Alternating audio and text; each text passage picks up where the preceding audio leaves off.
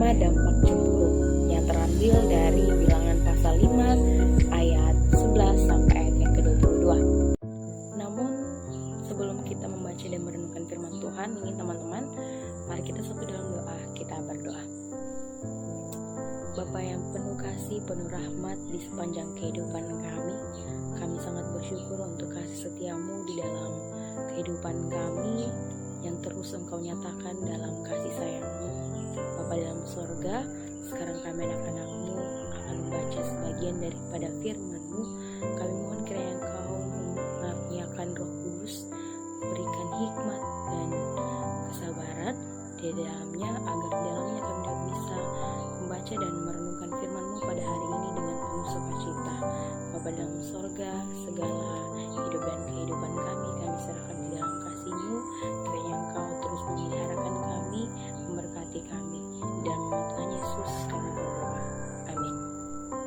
Bilangan pasal 5 ayat 11 sampai 22, saya akan membacakannya.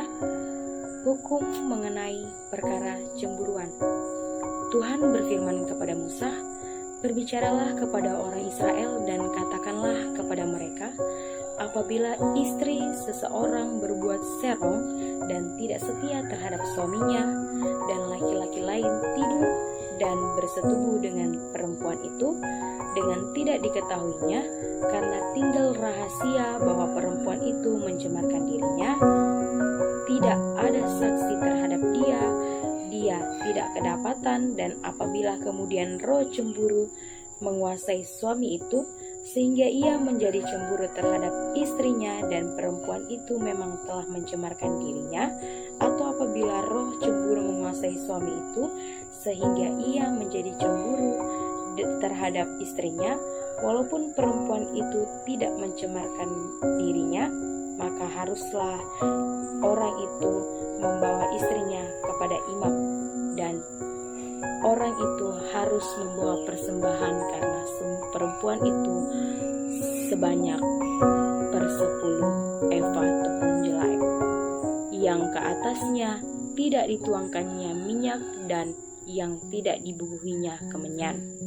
Karena korban itu ialah korban sajian cemburuan, suatu korban peringatan yang mengingatkan kepada kedurjaan, maka haruslah imam menyuruh perempuan itu mendekat dan menghadapkannya kepada Tuhan.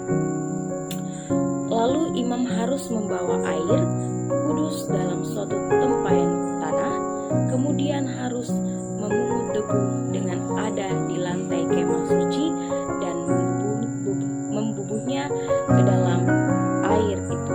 Apabila imam sudah menghadapkan perempuan itu kepada Tuhan, haruslah ia menguraikan rambut perempuan itu, lalu meletakkan korban peringatan, yakni korban sajian cemburu, ke atas telapak tangan perempuan itu. Sedang di tangan imam haruslah ada air pahit yang mendatangkan kutuk.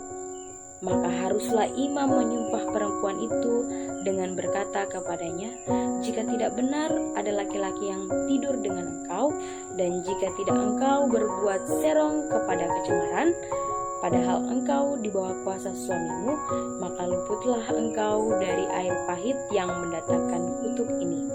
Tetapi jika engkau padahal engkau di bawah kuasa suamimu berbuat serong dan mencemarkan dirimu, oleh karena orang lain dari suamimu sendiri bersetubuh dengan engkau, dalam hal ini haruslah imam menyumpah perempuan itu dengan sumpah kutuk.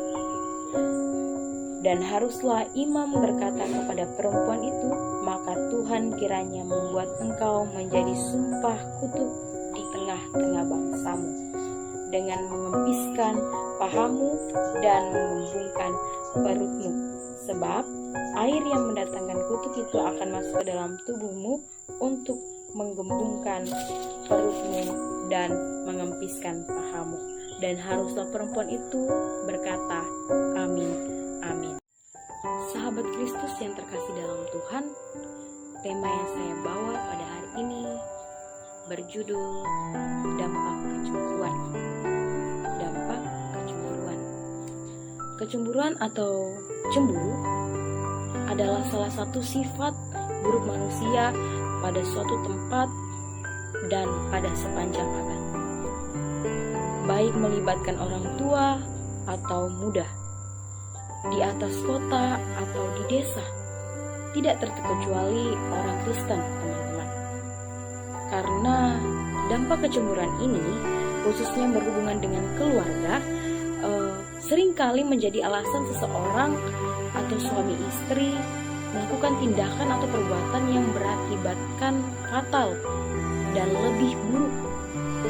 Nah, dalam hal ini teman-teman, untuk mengantisipasi dampak yang bakal terjadi akibat kecemburuan itu, maka Tuhan menyampaikan perintah kepada Musa tentang mekanisme penyelesaian jika ada kecemburuan, khususnya dari seorang suami kepada istrinya.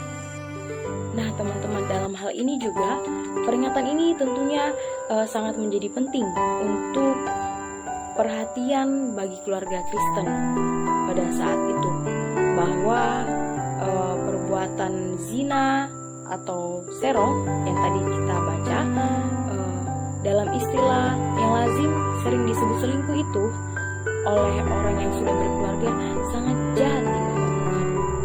Maka dari itu tentunya kita sebagai umat Kristen yang percaya kepada Tuhan jangan sampai melakukan perbuatan yang seperti ini, yang biasa tadi kita sebut dengan selingkuh. Dan orang yang sudah berkeluarga itu jika melakukan perbuatan yang seperti ini, itu bisa dikatakan sangat jahat di mata Tuhan dan bisa melahirkan akibat yang sangat tidak baik, teman-teman. Nah, teman-teman, dari sini juga itu bisa dikatakan bahwa dalam melakukan perbuatan zina ini, itu adalah orang yang melakukan atau menunjukkan bahwa ia masih dikuasai oleh keinginan daging. Nah, apakah kita sebagai umat yang percaya mau dikatakan seperti itu, yang masih menginginkan keinginan daging, padahal kita tidak sah di hadapan Tuhan? Nah, dari sini kita patut menyadari bahwa dalam hal keluarga itu adalah tidak main-main, dan kita harus terus menjalin komunikasi, menjalin cinta dan kasih terhadap keluarga kita agar dalamnya itu tidak mencemarkan nama baik keluarga kita juga. Kiranya hidup dan kehidupan kita setiap keluarga Kristen masa kini terhindar dari malapetaka untuk itu dan karena perbuatan serong, dan kiranya Tuhan dimuliakan melalui hidup dan kehidupan keluarga kita. Amin. Demikianlah firman Tuhan